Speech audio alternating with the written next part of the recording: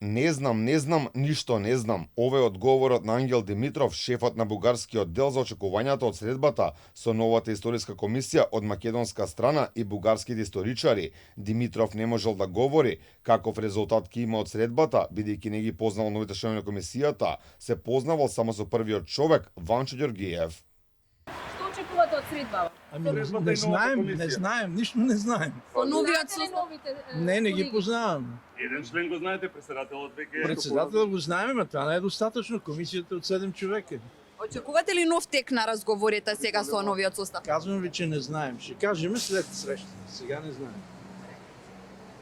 Македонија има нова историска комисија предводена од универзитетскиот професор Ванчо Ѓоргиев.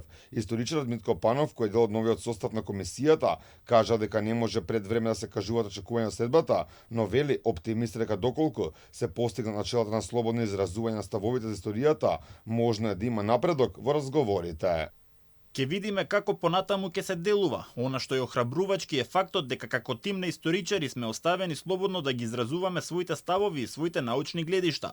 Впрочем, со министерот за надворешни работи Тимчо Муцунски имавме протоколарна средба на која беше дециден дека ние како историчари и како комисија формално сега апсолутно имаме академска слобода на делување за какви било одлуки што ќе ги донесеме, ако ги донесеме, и за какви било дискусии во рамките на комисијата. Така што, тоа е за поздравување.